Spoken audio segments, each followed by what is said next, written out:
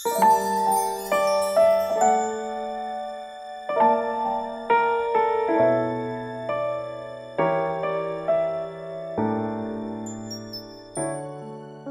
mo, panggasolina sa paghihiganti mo. Alam mo, wala ito kumpara doon sa binalita mo sa akin. Buti nga kay Leandro. Iniisip ko nga lang, baka karma namin ito eh. Oscar, sa tingin mo, bumalik muna kami ng Amerika. Kasi yan eh. Sad thing is, ikaw na lang nakikipaglaban niya. Paano kung mag-abol ulit si Janet o kaya magbago yung isip ni Ophelia? Leandro? Ophelia, ginagawa mo dito? Di ba may usapan na tayo? Hindi na ako makakalakad. Ano bang silbi ko para maging isang ina na? I'm good for nothing. Bessie, Anong ginagawa mo? kasi nabalitaan ko kung ano nangyari sa'yo. Bessie. Huwag mo akong hawakan. I don't need your pity, Ophelia. Kaya pwede ba lumayas na kayo? May kagalit ho ba kayo? Pinaghihinalaan o pwedeng maging mastermind ito? 2 tao lang nakabangga namin ni Bessie. Sinabi ko na si Ophelia at si Janet ang pinaghihinalaan natin, kaya imbestigahan na sila ng mga pulis. Hulihin nila kung sinong gusto nilang hulihin. Huwag ka naman ganyan. Hindi lang ikaw nahihirapan dito. Pero akong napilay, diba? Ako ngayon ang hindi makalakad. Ako ngayon ang wala ng silbi. Leandro, sandali. I'm so sorry. Wag mo naman akong iwan. Sa'yo ako kumukuha ng lakas. Buhay pa si Bessie at Leandro. Dapat hindi na sila uminga.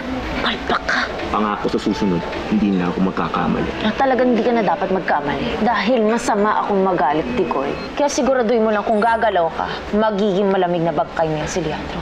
Ophelia, sabihin mo nga sa akin, naniniwala ka ba na si Cindy si Lara? Oo, Andrew eh. Gusto mo ba maghabol? Kahit naman lumaban tayo, matatalo at matatalo pa rin tayo eh. Pero naniniwala ako baka sa ibang paraan makuha ko pa siya. At si Bessie ang magiging dahilan para magkalapit kami ulit ni Cindy. Gagawin ko lahat para magkabati kami ulit.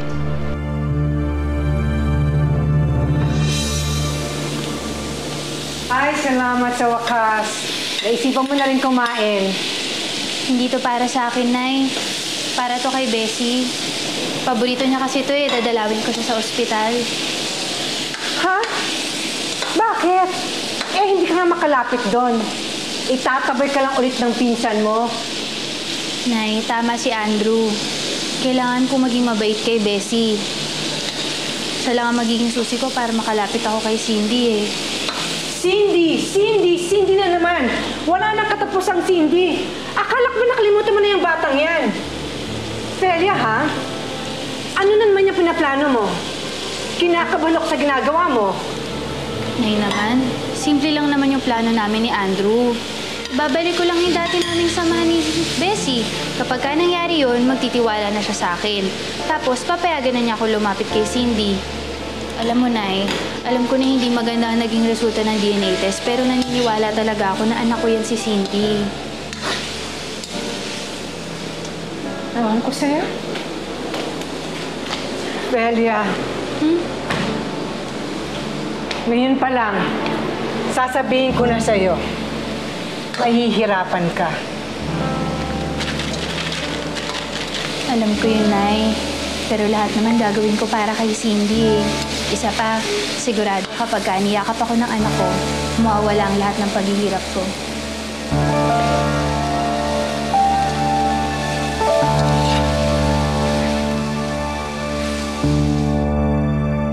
Ayon sa resulta ng investigasyon, sa organic market si Janet Perez. Maraming testigo sa market na makakapagpatunay nito. Eh, si Ophelia ho? Magkasama si Ophelia at Andrew sa bahay ni Aling Miling. Maraming nakapagsasabi ng mga kapitbahay na gabi na umalis yung dalawa. Sir, kahit naman sa bahay sila, o nasa organic market, pwede naman sila kumuha ng tamang papatay sa amin, ah. Ang sabi din sa amin na magnanakaw na nahuli namin. Ang boss nila, ang kausap nila, hindi ang babae. Hindi ho na namin namukha si Andrew, kaya malabong kasama siya sa kaso nito. Ayon sa findings namin, normal na panluloob ito. Sarado na yung investigasyon, nahuli na yung magnanakaw, sasabihan na lang ho namin kayo. Papaalam na ho kami. Tuloy niyo po kami, sir.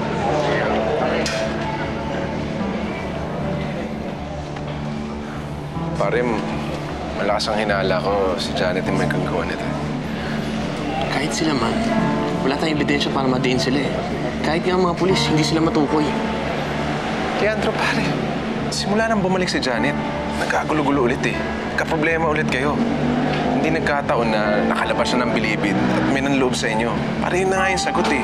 Galing siyang kulungan. Pare, walang ibang kagawanan kundi si Janet. Ayun pa.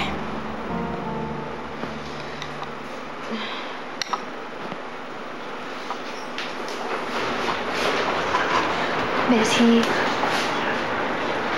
Tita. Ano bang ginagawa mo dito, Ophelia? Bakit ba ayaw mo kaming tantanan?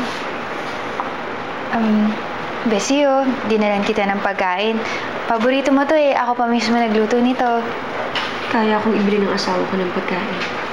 I'm sorry, pero iuwi mo na yan. Ophelia, sana wag ka namang gulo. Nakita mo namang nahihirapan na si Bessie. Bakit ba kailangan gusto mo siyang pahirapan lagi? Tita, hindi naman sa ganun. Hindi naman ako pumunta dito para makipag-away eh. Bessie, gusto lang naman talaga kita dala nitong pagkain eh. Naisip ko kasi baka gumaan yung pakiramdam mo.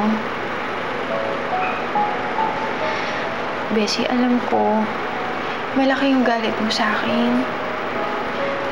Pero, hindi ka ba bukas dun sa posibilidad na magkabati tayong dalawa ulit?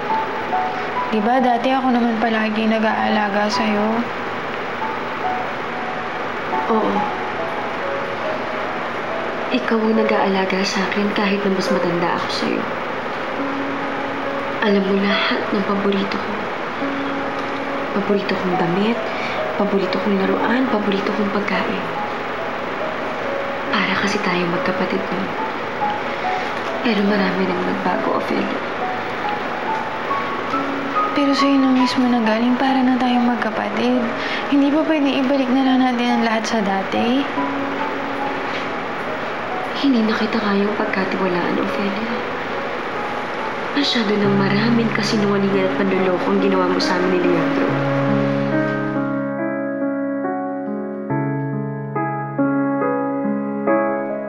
Iwan ko na lang to dito. Bahala ka na kung gusto mo kainin o gusto mong itapon. Basta magpagaling ka, ha? Babalik na lang ako ulit. Tita.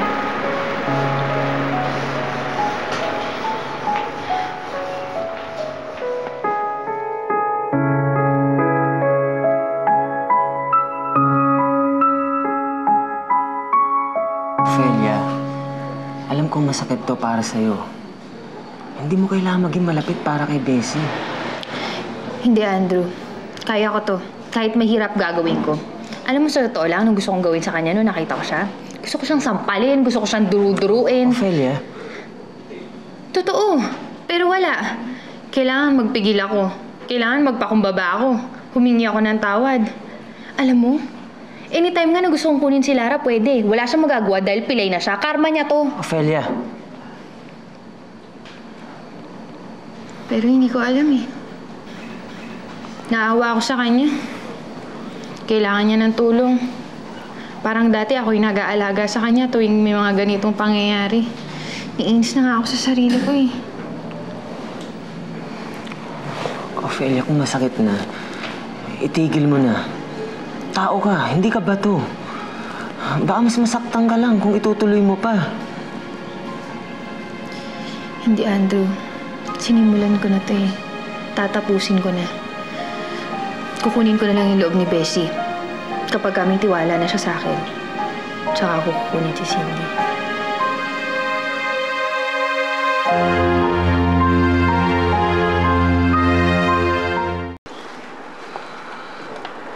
Honey, sigurado ka bang ayaw mo ito? Gusto mo itapon na talaga ba ito? Hindi ko kakainin yan. At isa pa, baka may mga lason pa yung mga yan. Ganun ba talaga ang tingin mo kay Ophelia? Hindi ko alam. Basta itapon mo na yan. Ayoko na rin makita yung mga yan dito. Nag-sorry na yung tao ha. Bakit nagmamatigas ka pa? Ano? Alam ko marami siyang atraso sa atin. Pero tayo, marami rin naman tayong atraso sa kanya, hindi ba? Nung nasa Amerika tayo, nagsasaya, tumatawa kasama si Cindy. Habang si Ophelia, malungkot, umiiyak, nangungulila kay Cindy. Ano ba gusto mong sabihin sa akin, Leandro? Gusto mo ba magbati kami ni Ophelia? hindi kayo pwede magkagalit habang buhay. Kung dito tayo titira, kailangan nyo magkaayos. Ang gusto mo ba? Pagkatiwalaan ulit natin si Ophelia. Kaya mo bang ipagkatiwala ulit sa kanyang anak mo? Pero pinsan mo siya. Makakaawa naman yung tao. Hindi lahat nadadala sa awa, Leandro. Kaya pwede ba itapon mo na yung mga pagkain na yan? Ayokong may bakas ni Ophelia dito.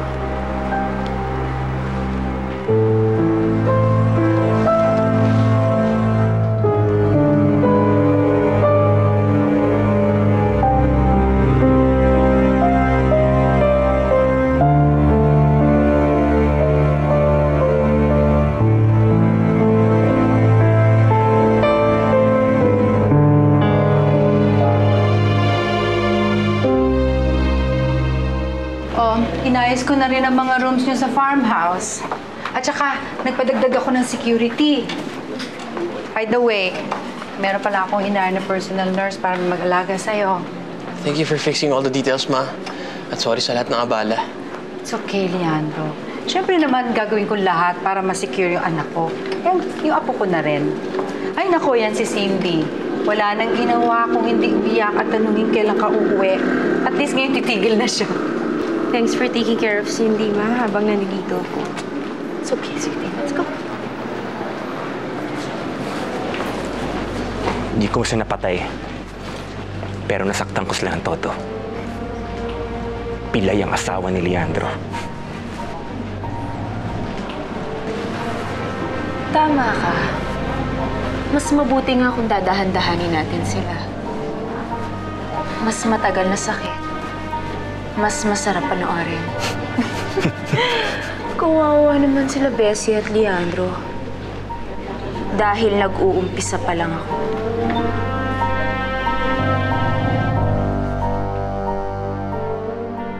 You know, I think Leandro's right. Bakit kasi hindi mo bigyan ng isa pang chance si Ophelia? Paula, pati ba naman ikaw? Akala ko ba magkakampi tayo? Bakit biglang ngayon kakampi mo na si Leandro?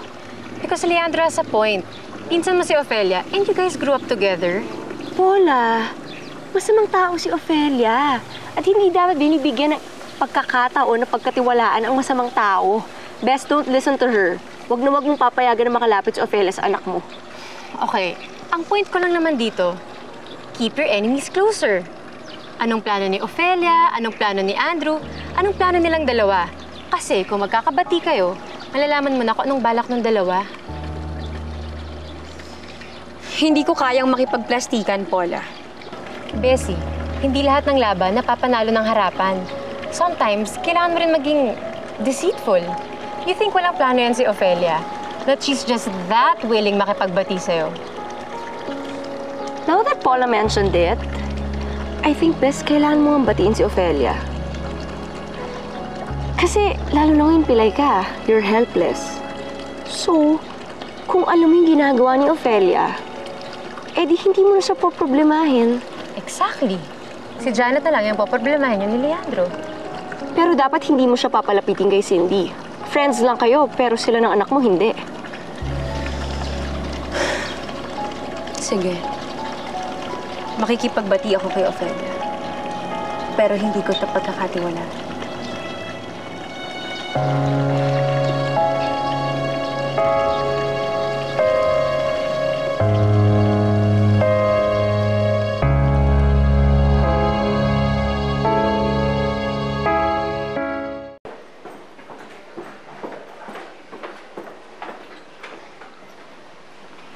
Honey, gagawin lang ako sa presinto, ha? Kasi nag-a-apply yung mga kamag-anak na ng loob sa atin. Nakikiusap, baka pwede ma-settle. Huwag na huwag mo silang patatawarin, Leandro. Hayaan mo silang mabulok sa kulungan. Dahil dapat nilang pagbayaran lahat ng ginawa nila sa akin. Honey, don't worry, ha? Ako na lang ang bahala. Okay. Mag-iingat ka, Han. Umuwi ka agad, ha? Kayo nang bahala dito, ha? Yes, sir. Yes, sir. Sige, salamat.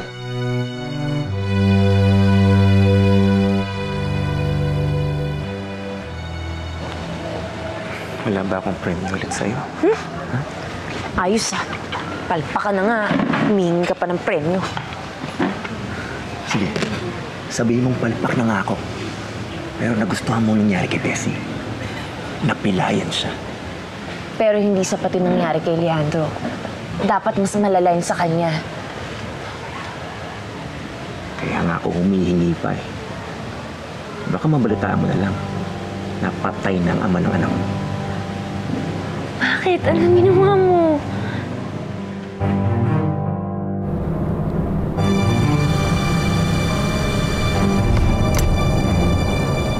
Sira preno ko ah. Ano to? Tinanggalan ko ng brakes ang kotse ni Leandro. Kaya kapag ginamit ngayon, Maaaksidente siya. at sana, mamatay na yung Leandro mo.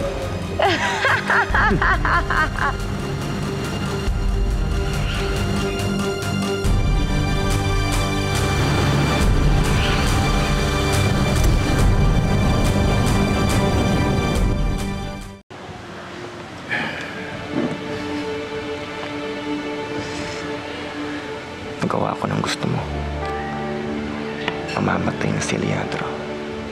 Sana nga. Sa wakas, makakaganti na rin ako kay Leandro. At kapag wala na siya, ako na lang natitira may karapatan kay Lara. Akin na talaga ang anak ko. Sabi ko naman sa'yo eh, magaling ako mag-isip ng ganti. Ha? Ako magiging kamay mo. Ako ang gagalaw para sa'yo.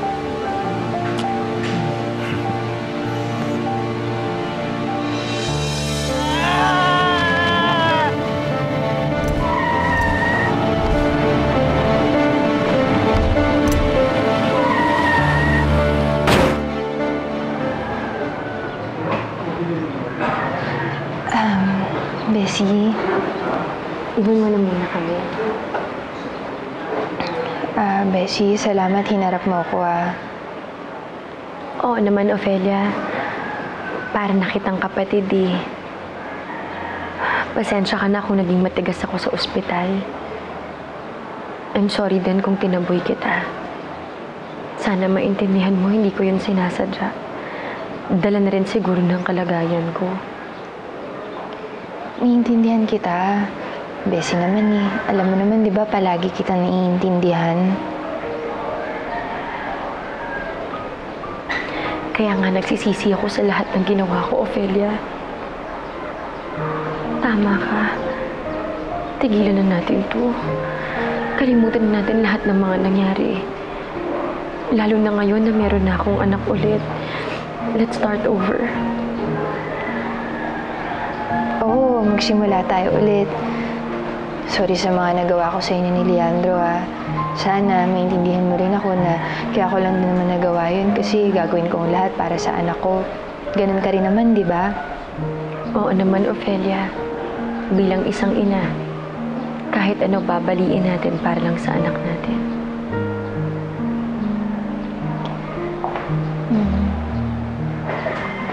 Bessie, alam ko sa umpisa medyo mahihirapan tayo.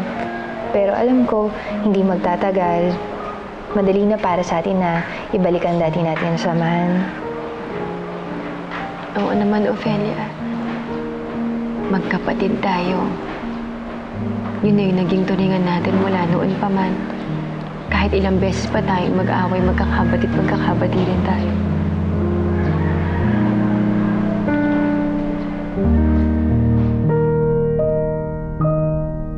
Ay naku, Ando. Alam mo, sobrang saya ko. Kahit na hindi ko malapitan si Lara, okay lang. Sapat na sa akin yung alam ko na tuwing pupunta ka ng farmhouse, may kita ko siya. Mukhang giliw na giliw ka sa anak nila Leandro at Bessie. At talagang mukhang bati na kayo ni Bessie May dalang problema yung pagbabati nyo na yan kay Ophelia. Gagamitin niya yan para makalapit kay Cindy. I know that, Ma. Pero ito lang ang naiisip kong paraan para mapanatag ako. Huwag ka mag-alala, Andrew. Hindi ko naman nakakalimutan ang plano natin eh. Hindi ko lang talaga maiwasan na maging malapit kay Bessie. Hindi naman kita pinagbabawalan eh. Pero sana, huwag mong kalimutan kung bakit ka naipagbati kay Bessie. Ginamit mo lang siya para mapalapit ka kay Cindy. Oo. Dahil ang plano talaga natin, pag naging malapit na sa akin si Lara, sasabihin ko na sa kanya na ako ang mami niya. At pagkatapos nun, sasabihin ko sa kanya kung sino siya talaga at anak ko siya. Mapanatag? Paanong hindi ka mamomblema kung labas-pasok dito yung babaeng yan? Malingat ka lang eh. Pwede na niyang tangayin ang anak mo. Pero kung babantayan ko siya, Ma, wala siyang gagawing masama. Pinapain mo si Cindy. Nakaka-guilty lang talaga minsan kasi alam mo si Bessie, ang bait-bait niya sa akin eh. Nitiwala na siya ulit sa akin at pagkatapos wala. May plano rin pala ako masama kay Cindy. Dahil gusto siyang agawin sa akin ni Ofelia. Pero ngayon, dahil bati na kaming dalawa, malalaman ko na lahat ng kilos niya. Kung nasaan siya ngayon at bukas, makukutuban ko rin kung meron siyang pinaplanong hindi maganda. Napaalalahanan lang kita. Pero at least good news yun. Nag-okay na kayo ni Bessie. Nakakapasok at labas ka na sa bahay nila. At madali mong malalapitan si Cindy. Oo. Excited na nga ako na dumating araw na hindi ko na lang siya titingnan. Yung may yakap ko na siya, mahahawakan ko na siya at mahalikan. Miss na miss ko na talaga kasi si Lara eh. Fine. Sige. Kung pinoprotektahan mo si Cindy, pero itong tandaan mo, huwag kang titingin sa iba. Kay Ofelia lang. Do not trust her. I know, Ma. And I will not forget that.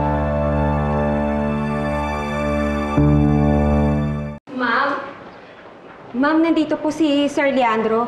May masama daw po nangyari sa kanya. Na-aksidente daw po siya. Ano? Hello? Hello, Leandro? Ano nangyari sa'yo? Hello, Bessie. Don't worry, hindi ako nasaktan. Bakit? Ano nangyari? Asan ka ba? Pupuntahan ka namin. Huwag na, just stay home. Andito ako sa gilid ng kalye. Nasiraan ng brakes yung auto ko eh. Pero iniimbestigahan na anong nangyari. Nasaan ka nga? Uuwi na rin ako, don't worry. Sige, bye. Okay, bye. May sa pusa yata yung Leandro yun. Pangalawang beses na pero buhay pa rin. May sa pusa o palpa ka lang talaga? Ay, nako, Digoy. Kailan mo ba magagawan tama yung mga pinapagawa ko sa'yo? Babe, relax ka lang. Ako naman na nag-iisip eh. At ako rin ang gumagawa. So, anong pinapalabas mo? Ang pinapalabas ko, relax ka lang kasi dyan. Gagawin ko rin ang lahat. Swerte lang talaga yung Leandro yun. Naiinis ako. Okay? Nainis ka. Para mawala yung init ng ulo mo. Ano mo? Ito, papalamigin ko yan. Ay! Yeah.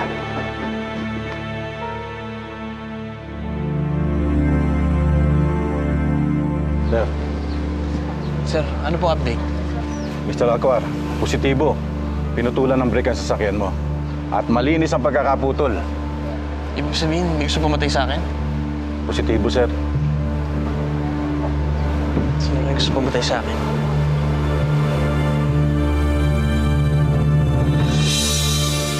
Para maibalik natin ang dating pinagsamahan natin, kailangan may tiwala. Kaya, Ofelia, sobra-sobra ang pagtitiwala ko sa'yo. Ako rin naman, Bessie. Malaki rin talaga ang tiwala ko sa'yo. Di ba sinabi mo sa akin, akin na yung anak ko, wala ka naman pakialam sa kanya. Kung ganun, dapat di ka naman siguro ng gugulo. Ay, oo, no. Ayoko yan ng gulo. Allergic ako dyan eh. Sana sinabi yan ng taong sumira ng brakes ng kotse ko, Janet. At huwag mo sanang kalimutan, isa akong lawyer, pwede ako magpakulong kung kinakailangan para sa anak ko. Total, ako na lang naman ang magulang dito. Ayaw mo na rin naman sa anak natin. Every mom becomes a monster, lalo na para sa anak nila. And the meek lamb, like Ofelia, kayang maging ahas. Hindi ka dapat nag-aaksaya ng gamot, Cindy. Palibhasa, hindi ka disiplina ng mami mo eh. Kaya ayan, lumaki ka tuloy spoiled brat. Kine-question mo ba ang pagpapalaki ko sa anak ko? Mommy, pinaaway niya ako. Ayoko sa kanya. Paalisin mo na siya. Eh, paano hindi ko siya tatanggalin? Sinisigawan na si Cindy. Bessie, honey, ang hirap magtiwala ngayon. Ang dami gustong pumatay sa atin. Gusto mo bang bumalik na lang ulit dito sa bahay? Pero di ba, Bessie, kukunin ko nga dapat sa'yo si Cindy. Di ba naging malinaw na rin naman sa atin na talagang hindi siya si Lara? Oo. Sige, Bessie. Dito na lang ako sa inyo. Babalik na lang ako.